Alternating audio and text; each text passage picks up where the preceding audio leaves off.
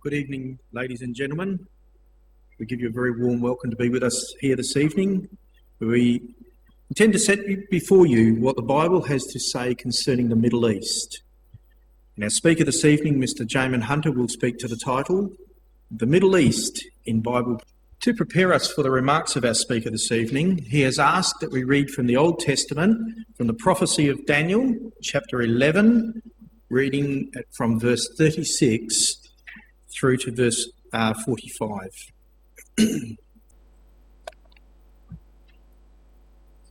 Well, good evening, everyone, and thanks for coming out tonight to hear what we have to say about the Bible prophecies concerning the Middle East.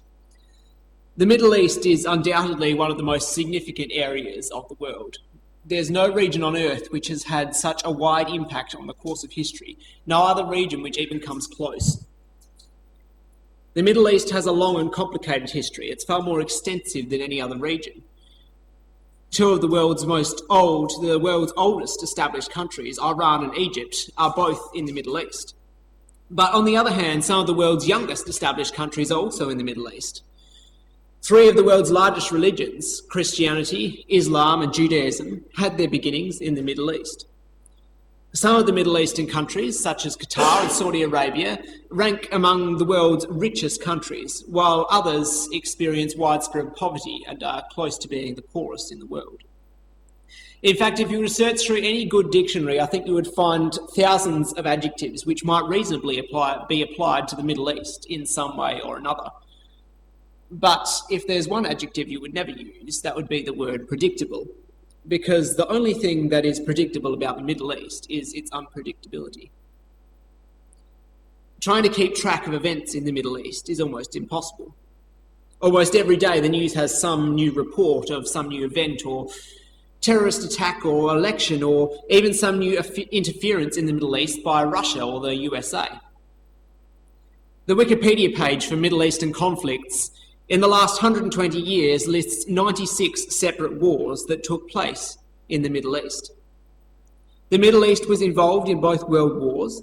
It was the site of the Crusades, and today it's easily the most unstable region in the world.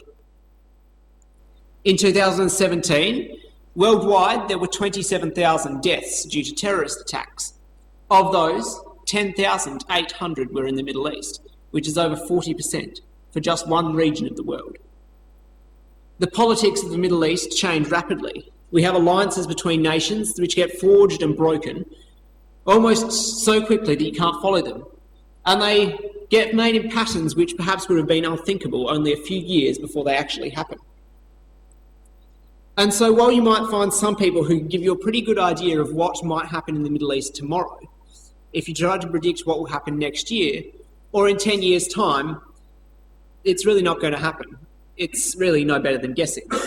And that's precisely what makes our subject tonight so interesting, because the Bible professes to do just that. The Bible is full of prophecies about the future of the Middle East.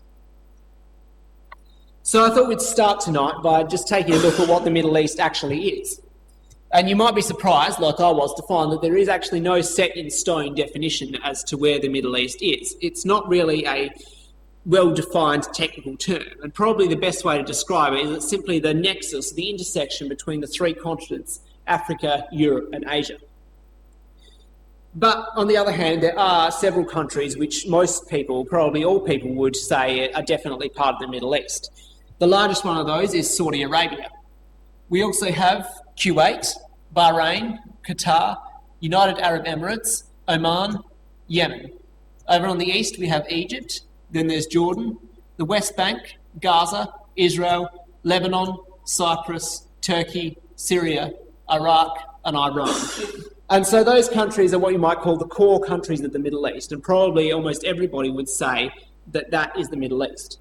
But then there's some others which perhaps might be included in the definition, might be not. Depends on who you ask.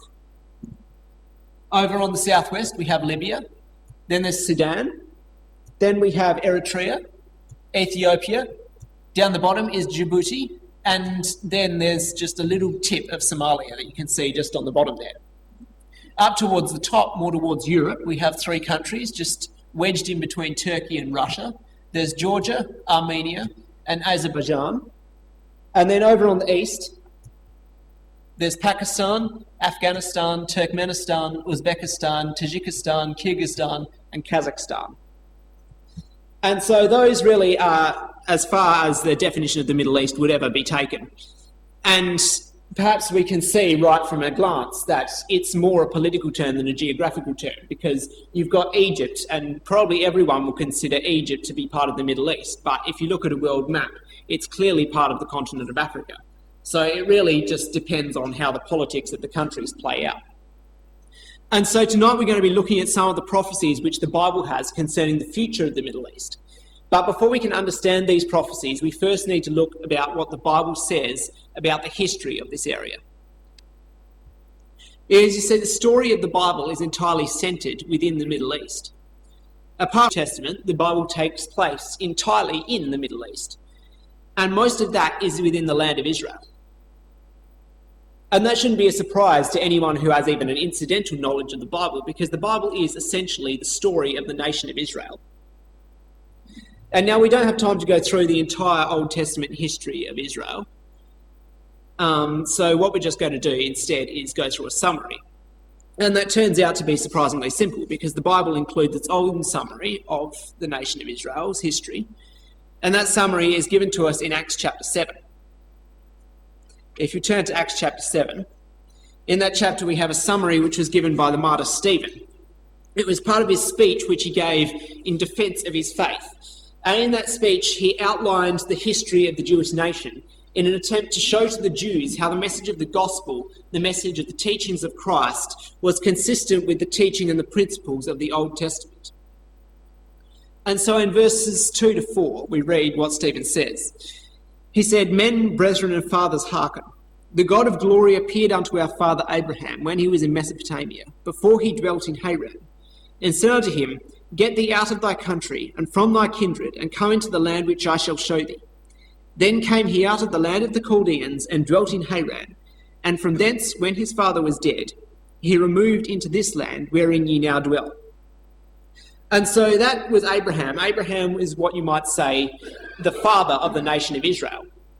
And so we first read about him in the land of the Chaldeans, which was far to the east of Israel. And God appeared to him, and God gave him some promises and convinced him to leave his land and to travel to the land which we now know is Israel. And so Abraham, based on God's promise, left his country, left behind everything that he knew, and travelled to this land which he had never seen before, in faith that God would fulfill his promise and give him that land for an inheritance. And so when we read on in verse 5 in the speech of Stephen, it says, "And he gave him none inheritance in it, no, not so much as to set his foot on. Yet he promised that he would give it to him for a possession, and to his seed after him, when as yet he had no child."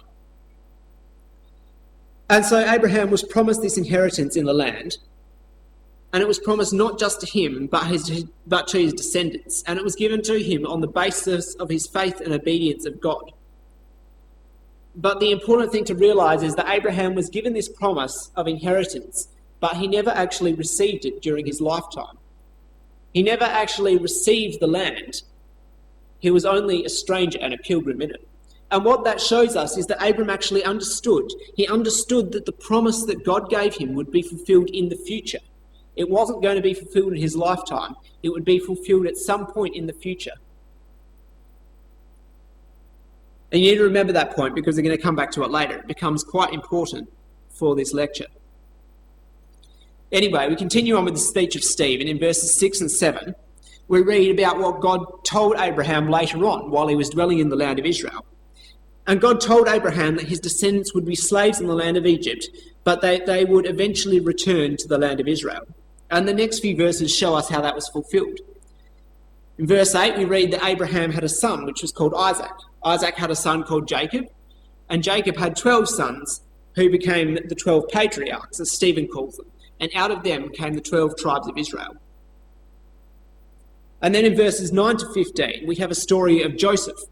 And Joseph was one of the sons of Jacob, and as Stephen recounts here, he was sold as a slave into Egypt by his brothers.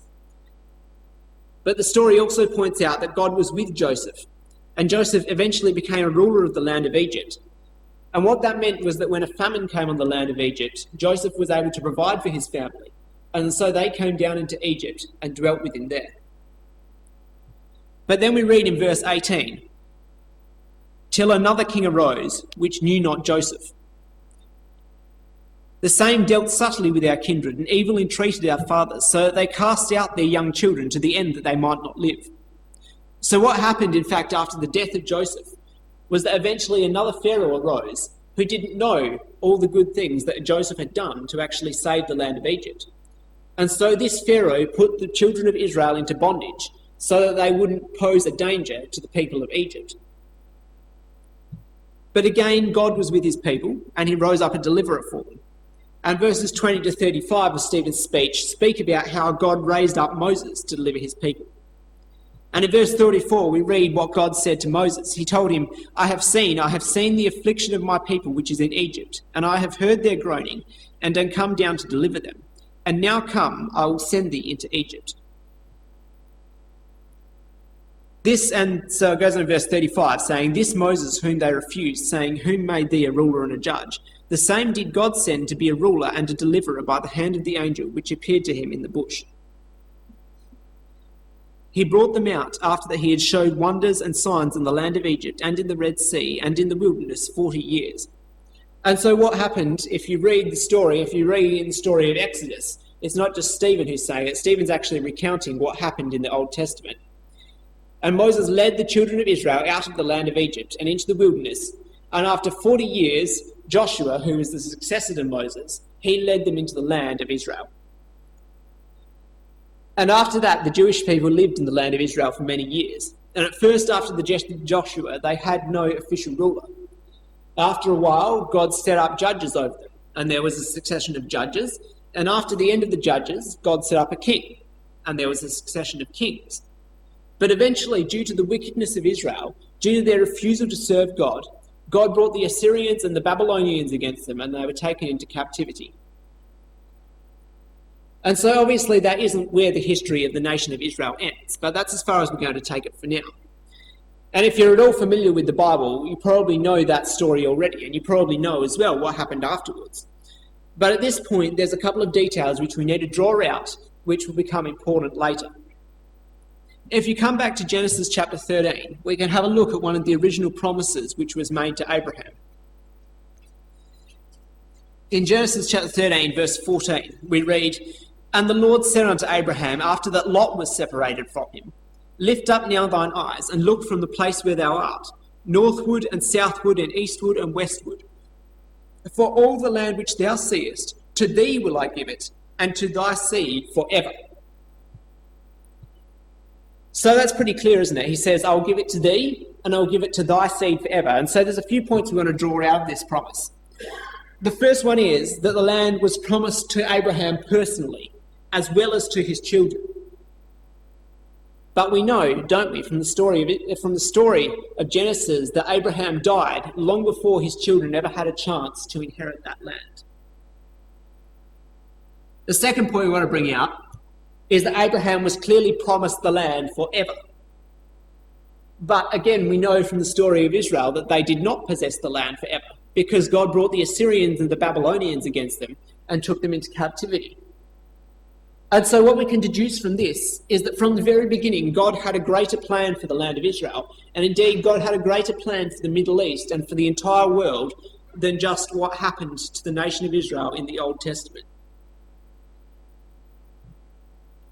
And so what happened afterwards? Well, the nation of Israel was taken into captivity by the Assyrians and the Babylonians. And during that time, the prophet Daniel rose up. And he was given many prophecies by God, and these prophecies concerned the long-term future of the Middle East. And so we're going to consider the fulfillment of one of these prophecies, and we're going to go through it in detail and see how it's been fulfilled in the past and how we believe it will be fulfilled in the near future. And that prophecy is the one which we read tonight, which the chairman read tonight. It's Daniel chapter 11. And we're going to start at the start of Daniel chapter 11 at this point. And we'll start in verse 1. Daniel says, also I, in the first year of Darius the Mede, Even I stood to confirm and to strengthen him. And now I will show thee the truth. Behold, there shall stand up yet 3 kings in Persia, and the 4th shall be far richer than they all. And by his strength, through his riches, he shall stir up all against the realm of Grecia. And so what's happening here is Daniel the prophet is prophesying in the time of Darius, who was one of the kings over the Persian Empire. And after Darius died, as it was prophesied in this verse, there was another succession of 3 kings who came after him. There was Smerdis, there was Cambyses, and there was Darius Hystaspes. And then, as it says in verse 2, the 4th shall be far richer than they all. Well, after Darius Hystaspes, there came Xerxes. And as this prophecy prophesied, he was far richer than them all. And he was also very strong militarily. And once again, in accordance with the prophecy, he conducted many military campaigns against the Greeks. And that was around the time of 480 BC. Now, if we come down to verse 3, there's actually a small jump in time. And it says in verse 3, "And a mighty king shall stand up, that shall rule with great dominion, and do according to his will. And when he shall stand up, his kingdom shall be broken, and shall be divided toward the 4 winds of heaven, and not to his posterity, nor according to his dominion which he ruled. For his kingdom shall be plucked up, even for others beside those." And so the prophecy jumps, and it speaks about a new king who would stand up. And if you know much about the history of this area, you'll know that after the Persian Empire, towards the end of the Persian Empire, a new king rose up, a very mighty king known by the name of Alexander the Great. And Alexander the Great ruled from BC 336 to 323. And the prophecy said that he would rule with great dominion. And he did. If you look at the map there, we have the area of Macedonia, the area of Greece, roughly, highlighted on the map. That was the area which Alexander inherited from his father. That was the area which he had at the start of his reign, in BC 336. But he was a wonderful military commander. He had great skill in that area, and in the course of just 13 years, he managed to extend his empire from that small area of Macedonia to that, taking up pretty much the entire Middle East, right across to the borders of India. And he did that in just 13 years, and it's said that when he got to the borders of India, he wept because there was no more land to conquer. And apparently that's actually a load of rubbish, because he stopped because he couldn't beat the Indians and their elephants, and so that was why he turned back. But anyway, so he turned around, and on his way back, he stopped at Babylon, and he had a great drinking party at Babylon, and he died of overindulgence. And so in the course of 13 years, his empire shot up from that small area to basically the entire Middle East, and then he died. And so what the prophecy predicts in verse 4 is actually exactly what happened in history. Because after the death of Alexander, his kingdom was divided. As it says, it shall be divided towards the 4 winds of heaven, and not to his posterity. So we see that his kingdom was not given to his son. At the time when Alexander died, his son was very young, not in a position to rule. And so his kingdom was given to his 4 generals. And in fact, they murdered his son and his wife just to make sure they wouldn't have any trouble from them. And so after the death of Alexander, there was actually several generals, several different factions which started warring together, and there was quite a bit of unrest for a few years. But eventually, in the course of about 20 years, things settled down to 4 main divisions. That was after the Battle of Ipsus in 301 BC. And so after that, we had 4 main kings. There was Ptolemy, who ruled the south in Egypt. There was Seleucus, who ruled the area of Syria, and really the whole eastern area of the empire, all the way across to India. There was Cassander, who ruled about half of Greece, and then Lysimachus, who had about the other half of Greece and about half of Turkey. And so those were the 4 main successors to Alexander the Great. Those were the 4 main divisions of his empire. And so we read on in the prophecy of Daniel. In verse 5 it says, "And the king of the south shall be strong, and one of his princes, and he shall be strong above him, and have dominion. His dominion shall be a great dominion." And so we've got here in verse 5 a new character introduced, called the king of the south. And if we look further in verse 6, we have the king of the north as well. And so I guess that causes us to ask the question, well, who is the king of the south and who is the king of the north? Well, in fact, if we look at this map, it's kind of obvious. It says the king of the south shall be strong. So obviously he's going to be one of the strong ones. And the king of the north would be strong and rule with great dominion. And in fact, there's sort of a north and a south division here, isn't it?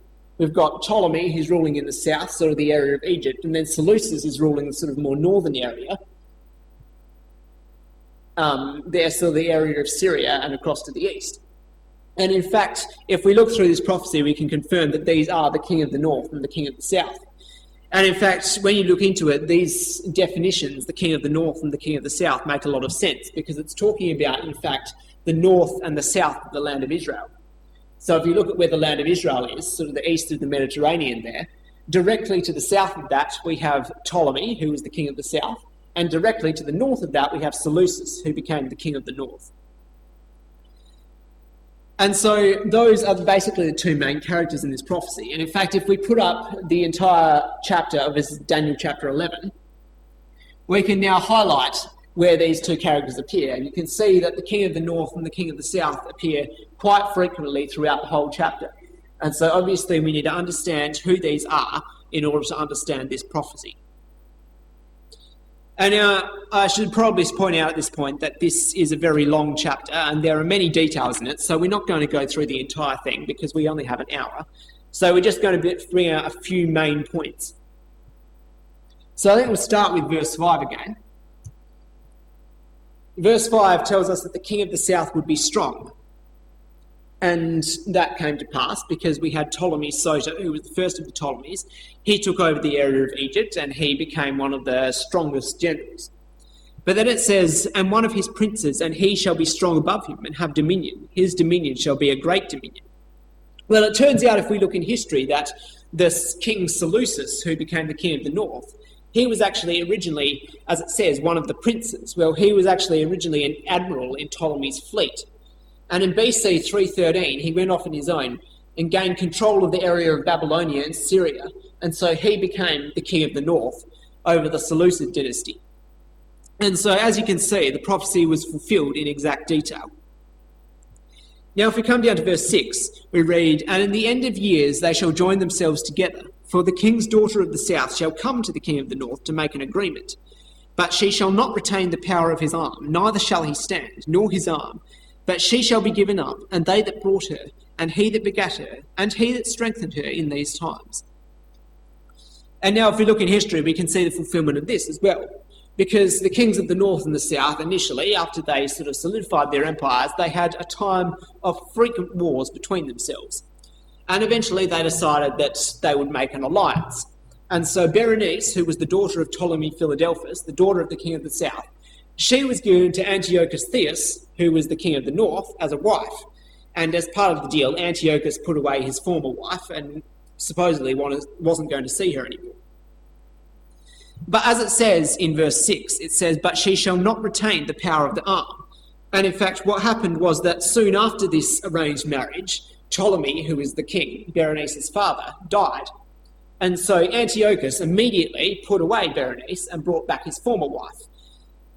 And in fact, Berenice was subsequently murdered along with her servants and her son.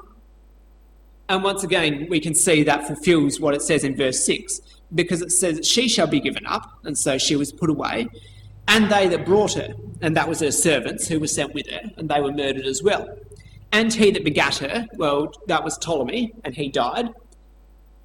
And it also says, and he that strengthened her in these times, and that was her son, and he was murdered as well.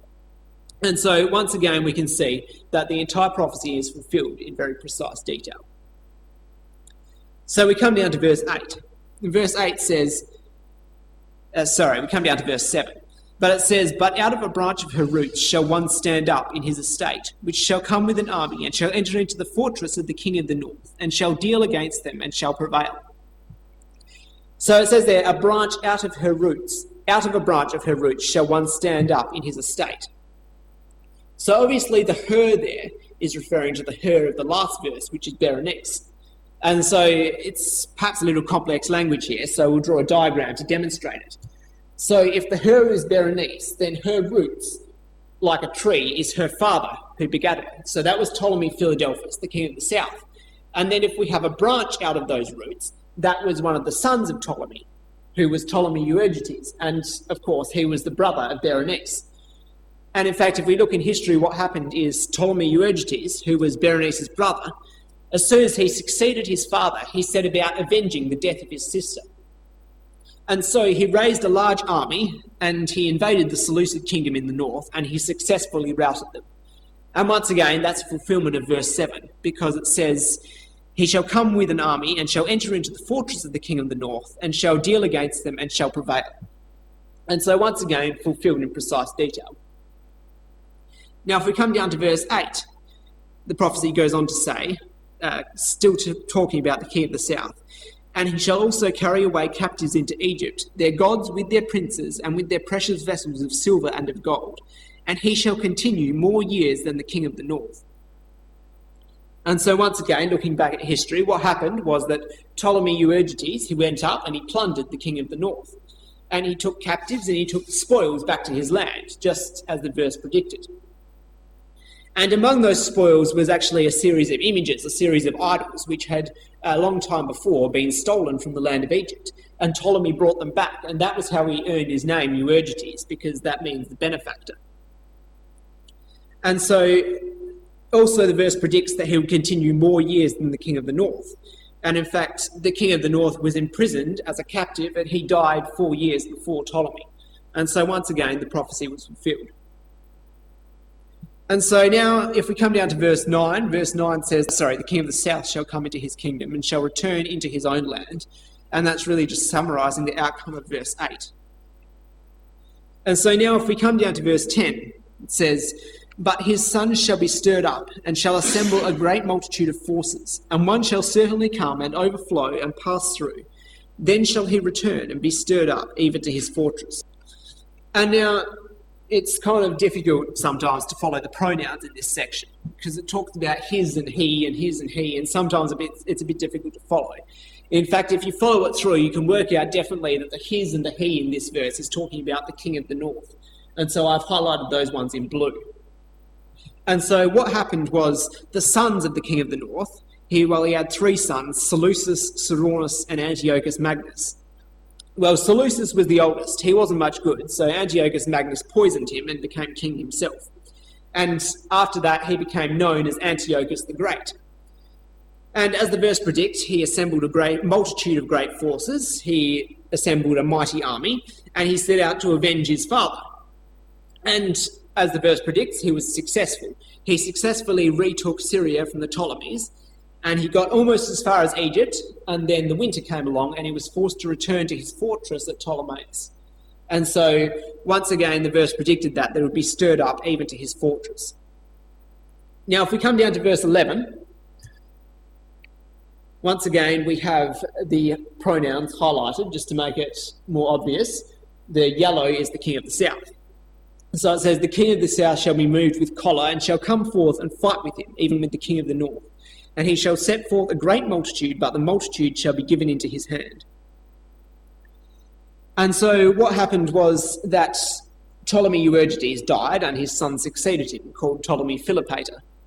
And he was very angry that Antiochus had come and tried to invade him, and so he assembled his own army and went up to engage him in battle. And as we saw from verse 10, Antiochus had a very large army which he'd assembled. He had 6,000 cavalry, 62,000 infantry, and 102 elephants, just to top off the score. But despite that, he was completely defeated by Ptolemy, just as the verse predicted. The multitude was given into his hand. And so you can see, can't you, that this prophecy is being fulfilled in very precise and very specific detail.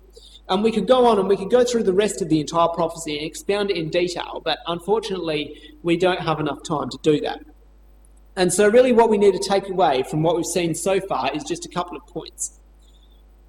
Firstly, God had a detailed plan for the Middle East, and he's outlined this plan in prophecy. And that prophecy stretches back from the times of Israel, back from the time of the Bible, all the way up to the present day and into the future. And the second point is that so far as we can see, that prophecy, all those prophecies have been fulfilled in precise detail. And we've only considered one prophecy tonight, but in fact there's many prophecies throughout the Old Testament dealing with other areas of the Middle East at other times in history, and they've all been fulfilled, apart from the ones which speak about the future. So what we're going to do now is skip forward a few verses in Daniel chapter 11, and we're going to look at a later section of the prophecy, because that's going to help us to understand what this prophecy predicts about the future. So just to summarise, the next parts, basically from verse 11 where we got up to verse 29, they're all talking about the further wars between the kings of the north and the south. And they were very fond of wars, and they had many wars between each other. And that really didn't stop until verse 30. What happened in verse 30 was the Roman Empire was emerging. And the king of the north at the time, Antiochus Epiphanes, was on his way to attack the south. And the Romans came along and they forced him to stop in his tracks and turn back. And he was very cross about that, and he took out his anger on the Jews and he persecuted the Jews, and the Jews subsequently revolted. And that was the revolt of the Maccabees, and that is detailed in verses 30 to 35 of this prophecy. And once again, all of it was fulfilled in very precise detail. So now we're going to come down to verse 36. In verse 36 we're told, "And the king shall do according to his will, and he shall exalt himself and magnify himself above every god, and shall speak marvellous things against the God of gods, and shall prosper till the indignation be accomplished, for that is determined shall be done." So once again, here in verse 36, we've got some new character who's introduced. He's called the king, and it doesn't really explain to us who the king is. We've got to work that out for ourselves. And we've already seen, haven't we, that most of this chapter, pretty much the entire chapter, is talking about the conflicts between the king of the north and the king of the south. And we've seen, haven't we, that the king of the north and the king of the south, they don't refer to specific people. They refer to whoever is ruling over a specific area at whatever point in time. But now we've got in verse 36 a new character introduced, and he's not called the king of the north, he's not called the king of the south, he's just called the king. And so we might make a hypothesis that if he's just called the king, perhaps he is the king over both the north and the south. And in fact, we can verify that hypothesis, because if you come back to the start of the chapter, back to verse 3, we see in verse 3 it said, talking about Alexander the Great, "A mighty king shall stand up that shall rule with great dominion and do according to his will." And we know, don't we, that this original king, Alexander the Great, he did rule over both the north and the south. And we know that's got to be the case because, well, the king of the north and the king of the south actually came out of the splitting up of Alexander's empire. And so, of course, Alexander ruled over both of them. And so if we come back to verse 36, we can ask the question, which was the next power, which was the next empire in history to rule over both the north and the south, both the north area above the land of Israel and the south below the land of Israel? Well, in fact, that power was the Roman Empire. And here we have a map of the Roman Empire at its maximum extent in AD 117. And so you can see, can't you, that they have the northern area above Syria, the northern area of Syria, above the land of Israel. And they also have the southern area, the land of Egypt, below the land of Israel. And so we can say fairly confidently that this king is the Roman Empire.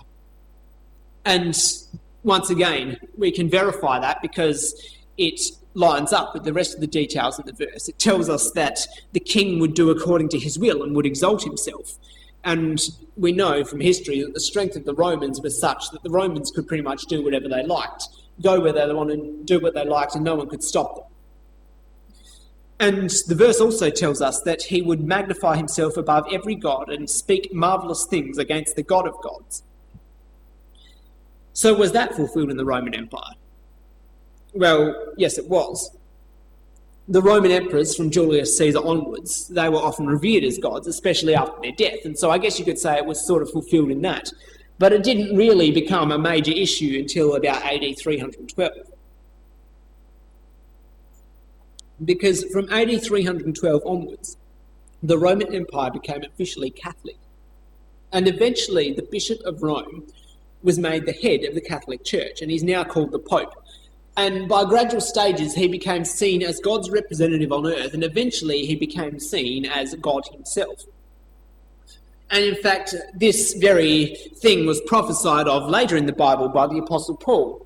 In his second letter to the Thessalonians, he said, "Let no man deceive you by any means, for that day shall not come, except there come a falling away first, and that man of sin be revealed, the son of perdition, who opposeth and exalteth himself above all that is called God, or that is worshipped, so that he as God sitteth in the temple of God, showing himself that he is God." And you can see that part that I've highlighted. Perhaps that's actually very similar to what it says about this king in Daniel chapter 11. And so we've said that that was talking about the Roman Empire and the Pope calling himself God. Well, I want to present perhaps a little bit of proof about that. Here's a quote from one of the Catholic writers. And he says, "The Pope may be called a king. He is the Prince of Princes and Lord of Lords. He is, as it were, a God on earth. He is above right, superior to law, superior to the canons," which means he's superior to the Bible. "He can do all things against right and without right. He is greater than all the saints except Peter. Some say he is greater than an apostle and not bound by the commands either of Peter or Paul. His sentence prevails against the judgment of the whole world. His sole will is instead of reason in the bestowment of ecclesiastical offices. He does not commit simony in selling benefices, even though that is basically the definition of simony. He may deprive anyone of his office without any cause. He is able to free from obligation in matters of positive right without any cause, and they who are so released are safe in respect to God. He can take away a possession from one church and give it to another, even without a cause, and no one can say unto him, Why doest thou so? He is not bound by treaties. The Pope and Christ make one consistory. He can make justice of injustice. He can change the substance of things and make a thing out of nothing. He can change squares into circles." So perhaps if any of you are thinking of becoming the Pope, how's your geometry? So anyway, in verse 36 it says of this system that he would prosper till the indignation be accomplished, for that is determined shall be done. And so essentially what that means is that this wicked system would continue until it was destroyed at the return of Christ. And of course we can't verify that because it hasn't happened yet, but we can see that the Catholic system is still alive and kicking in the world today. So now we come down to the next verse, to verse 37. And verse 37 says, "Neither shall he regard the God of his fathers, nor the desire of women, nor regard any God, for he shall magnify himself above all." And so that was very much fulfilled in the Roman Empire, because the Roman Empire was originally pagan, but it became officially Catholic around AD 312 when Constantine came into power. And so, as prophesied, they believed in a God which their fathers had not known. And again, it's always been a teaching of the Catholic Church that its ministers, the priests and the bishops, must lead celibate lives. And even today, priests are not allowed to marry. And that was also prophesied of in the New Testament by the Apostle Paul, where he talks in 1 Timothy 3 about people who would forbid to marry. So we come down to verse 38. It says, "But in his estate shall he honour the God of forces, and a God whom his fathers knew not shall he honour with gold and silver, and with precious stones and pleasant things." So that word, it says, talks about the God of forces. That word forces is the Hebrew word mauzim. And if you look in the margin, well, if you have an Oxford Wide Margin Bible like I do, if you look in the margin, it says that that word means gods or protectors. And it's, I believe, referring to the Catholic saints, and they're seen as protectors or guardians of the Catholic believers. And it also says that he shall honour them with gold and silver and with precious stones and pleasant things. And if you go to the Catholic churches, they're very much decked out with all precious materials, very fine work, many works of art. It's all very valuable. And so, once again, they're honouring them with gold and silver and precious things, just as the chapter has prophesied. So on to verse 39, it says, "Thus shall he do in the most strongholds with a strange God, whom he shall acknowledge and increase in glory. And he shall cause them to rule over many, and shall divide the land for gain." So the most strongholds there is derived from two Hebrew words. The first word is mivsar, and that's the idea of being fenced in by a wall. It's actually derived from the original word that was used for bazaars in Hebrew. Bazaar as in the place where you sell things. The other word is the word Malzim, which is the same word as before. And so the idea here is the strongholds of the protectors, or the bazaars of the protectors. It's talking about the Catholic cathedrals. And so then we go down further in the verse, it says, he shall cause them to rule over many. Well, up until even the late 1800s, the Pope ruled over many nations, including all of Europe. And in fact, when the explorers, the original Spanish explorers, went off to discover South America, they were blessed by the Pope, and it was sort of understood that the Pope would also own the lands which they discovered, because, of course, that's what the Pope does. And so then further down in the same verse, it says that they would divide the land for gain. And in fact, that was fulfilled in the Catholic Church as well, because the land that they ruled over was divided up into different sections that were called the dioceses. And each different section contributed to the overall wealth and power of the church. And each section, of course, had to have its own bishop and its own clergyman over, and they all drew a hefty salary, just because you can't give religion away for free, apparently. So up to this point, we could say, perhaps, that this prophecy has been fulfilled over 1,000 years ago, because the Holy Roman Empire began around AD 800. And so at that point, all of these points that we've covered so far would have been fulfilled in the Catholic Church. But in verse 40, we have the phrase, and at the time of the end. And I don't think any of us would say that AD 800 was the time of the end, because that was over 1,200 years ago, and we're still sitting here tonight. And so clearly there's a significant gap in time in the prophecy. And in fact, if you read through it, it's fairly natural to expect that, because it says at the time of the end, so it's sort of telling you that there is a jump in time here. And so it says in verse 40, and at the time of the end shall the king of the south push at him, and the king of the north shall come against him like a whirlwind, with chariots and with horsemen and with many ships. And he shall enter into the countries and shall overflow and pass over. Now, if we look at this carefully, the word him is used twice in this verse 40, and we can see that this him must be referring to the king in verse 36, because if you follow it through, it's the same person being spoken about the whole way through.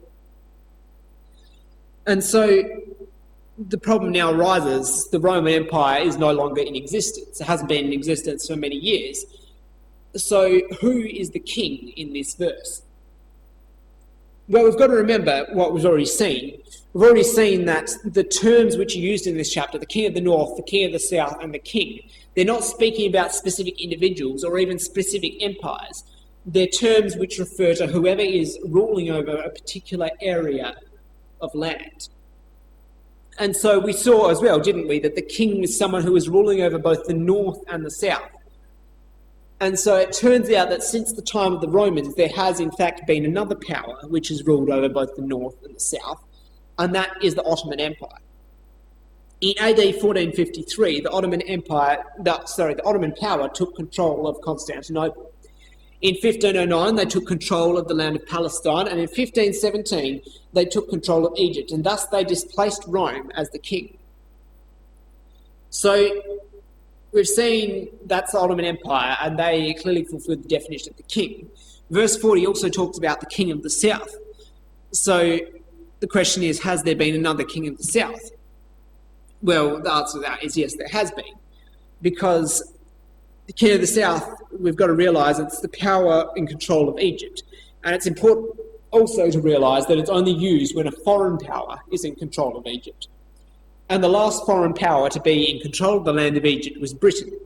And that happened in 1882, when they invaded Egypt and basically took over the country in order to protect their trade interests, especially around the Suez Canal. And so that taking over the land of Egypt made them, in effect, the king of the south.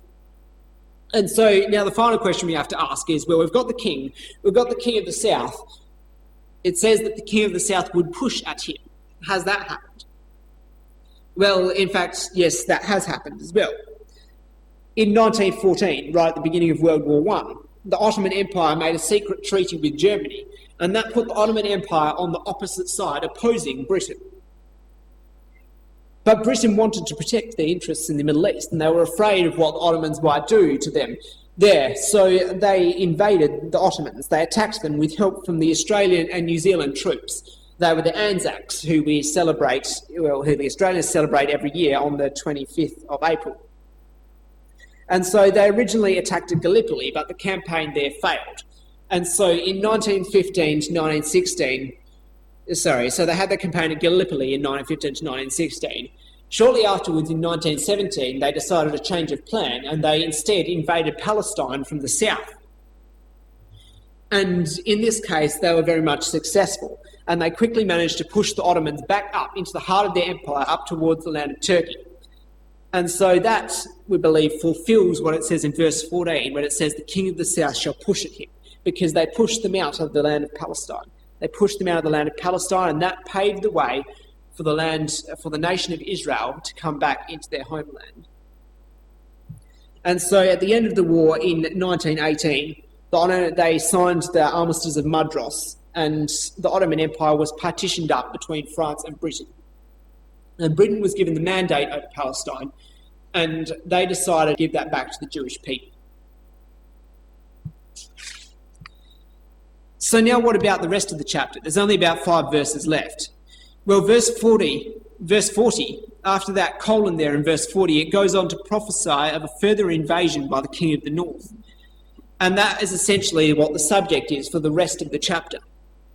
And this invasion has not yet happened, but as Christadelphians, based on our understanding of the Bible and various other prophecies, we believe that it will happen in the very near future. So if we just look at this chapter, what can we deduce about this future invasion? Well, we know that it talks about the king of the north. So whoever invades must be in control of the area of Syria. We also know from these verses that he will come with a large army and a large navy. We know that he will overcome many countries, including Egypt, Libya, and Ethiopia. And after taking possession of Egypt, it tells us in verse 44 that he will hear worrying news from the east and the north. And so he'll go forth there with great fury. And it tells us in verse 45, that he would set up his camp in the land of Israel, probably near Jerusalem. But it also tells us in verse 45 that he will come to a swift and a sudden end. And in fact, you can continue reading, because the same prophecy continues through into chapter 12. And it tells us in chapter 12, and makes it very clear that this invasion, is immediately prior to the setting up of God's kingdom and the ultimate deliverance of Israel. So that's what we can glean from this chapter. But the question is, who will be the king of the north? Well, in fact, we believe we can come up with a very satisfactory answer to that question, because there is another prophecy which speaks about the same chain of events, and that prophecy is Ezekiel 38. And so if you come over to Ezekiel 38, we'll look at this in a little bit of detail. Ezekiel 38 verse 1 says, "The word of the Lord came unto me, saying, Son of man, set thy face against Gog, the land of Magog, the chief prince of Meshech and Tubal, and prophesy against him." And now, before we go into this prophecy in detail, we're just going to have a look at some of the points we can bring out of it. Because, in fact, if you put Ezekiel 38 next to Daniel chapter 11, you can see there's actually quite a few similarities between the two invasions. And what we can deduce from that is that they're speaking about the same chain of events. So in Ezekiel 38, verse 15, it tells us that this invasion would be out of the north parts. And that lines up with Daniel chapter 11, verse 40, says the king of the north. And so both of these invasions come from the north of Israel. In verse 16 of Ezekiel 38, it tells us that it will be in the latter days. And that's a phrase which is often used interchangeably with the time of the end in the Bible. And so we can deduce that these two invasions happened around the same time. In verse 5 of Ezekiel 38, it says that Ethiopia and Libya would be with them. So whoever this invader is, their allies are going to be Libya and Ethiopia. And once again, that matches up with Daniel chapter 11. And so they have the same allies mentioned in the two chapters. In Ezekiel 38 verse 9, it says, "Thou shalt ascend and come like a storm, thou shalt be like a cloud to cover the land." And so it says he'll be like a storm. And in Daniel chapter 11, it says that he will come against him like a whirlwind. And so both of these chapters, the invasion has the same very quick, it's a very rapid invasion in both of these chapters. Ezekiel 38 verse 13 says that he would carry away silver and gold, to take away cattle and goods, to take a great spoil. And once again, that's very similar to Daniel chapter 11. And so both of these invaders come to plunder and to steal. Ezekiel 38 verse 16, he says, "Thou shalt come up against my people of Israel." Daniel chapter 11 says, "in the glorious holy mountain," which it's the language of the Bible, is very clearly speaking about the land of Israel. And so we can deduce that both of these invaders come against the land of Israel. And then going on to the next chapter, which is an extension of the same prophecy, Ezekiel 39 verse 4, God figuratively speaking to this future invader, and he says, "Thou shalt fall upon the mountains of Israel, thou and all thy bands, and the people that is with thee." And we saw in Daniel chapter 11, didn't we, that the invader there also comes to a swift and a sudden end on the mountains of Israel. And so based on all these similarities, I think we've established a fairly strong case that these two prophecies are speaking about one and the same invader, and they're speaking about the same chain of events. And so we come to look at Ezekiel 38. And we saw in verse 2, didn't we, that there's quite a few different nations which are mentioned. And if you read on through verse 3 and verse 5 and 6, there's quite a few different nations mentioned. And what we find is that, in fact, if we look at the origins of these names, they're ancient names for various different areas of the world. And if we work out who they're referring to, we can work out who the modern day equivalents are. So we have in verse 2, we have Rosh, Meshech, Tubal, and Magog. I should just point out that in verse 2, it says the chief prince of Meshech and Tubal. That should actually say it should actually say the prince of Rosh, Meshech, and Tubal. And so that is the area of Russia and sort of the area of Eastern Europe. Then we have also mentioned in verse 5, Persia. Well, Persia is an old name referring to the area of Iran, Iraq, perhaps Syria, and perhaps Pakistan. It just depends how far you want to take the definition of the Persian Empire. Then we have Ethiopia. Well, Ethiopia is not actually modern Ethiopia. If you look at other translations, it's Kush, which is actually the area of modern Sudan. Then we have Libya, which in this case is speaking about the same area as modern Libya. We also have in verse 6, Gomer mentioned. Well, that is a name used to refer to Western Europe, especially sort of the area of France. And I should just say that we don't know exactly which countries will be involved, but we can sort of deduce, because these names are sort of speaking about people groups, sort of areas, and so it's not a one-on-one correspondence with definite countries in the area. But it's sort of fairly safe to say that if one part of Europe is involved, then the whole of Europe will be, because they have a very strong European Union, which binds them together. And then, so we go up to Gomer. Then there's also mentioned is Togarmah, which is sort of the area of Turkey, the area of Georgia, sort of just south of Russia there, between the Black Sea and the Caspian Sea. And of course, once again, we saw in Daniel chapter 11 that this invasion is by the king of the north. And so obviously, if they're the king of the north, they've got to be in control of the area of Syria, which we've already highlighted. But if we look further on in Ezekiel 38, it also tells us that there's going to be some opposition to this invasion.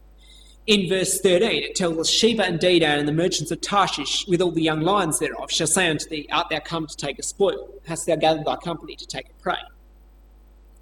So, in fact, these nations we can trace as well. There's obviously Israel. The invasion is going to be against Israel, so it's fairly safe to say that Israel will be in opposition to it. There's Sheba and Dedan, which is speaking about the area of the Arabian Peninsula, especially sort of Saudi Arabia. And finally, there's Tarshish, and Tarshish is an ancient name for Britain. And there's also mentioned the young lions of Tarshish, and that's speaking about the Commonwealth nations, including Australia, and one of them is India, which is just off the edge of the map there, so I've highlighted that as well. And so those are basically the nations that will be involved in this future war, this future invasion of the land of Israel, just before the return of Jesus Christ to the earth. And perhaps we could say, well, if we expect this prophecy to be fulfilled in the near future, perhaps we should see some signs in the world that this is going to come to pass. Well, in fact, we do. There's perhaps some things which we might expect. We might expect that Russia, because Russia's going to be the head of this coalition, this invasion, we would expect that they would be beginning to exert greater influence over the other nations of the coalition, especially over Syria. Well, that is indeed the case. We see that happening today. We would also expect that Britain will be on the opposite side to the rest of Europe, and so we would expect a deteriorating relationship between Britain and the rest of Europe. And once again, we can see that in the world today. On the other hand, we would expect that Britain would try to strengthen their ties between the Commonwealth nations and perhaps Saudi Arabia and Israel. And once again, that's happening today. We would also expect to see Russia starting to boost their military might, starting to flex their military muscles a bit, which, yes, that's happening today. And finally, an invasion battle which is going to involve so many nations, we would expect to see perhaps some nations around the world gearing up for war in the near future. And once again, we see that happening today. And so these are just some of the signs which give us confidence that this prophecy is going to come to pass in the not too distant future. And so this means we should ask the question, does this mean anything for us? Well, the invasion of the land of Israel, the invasion of the king of the north, in both Ezekiel 38 and Daniel chapter 11, it tells us that it has to do with Israel.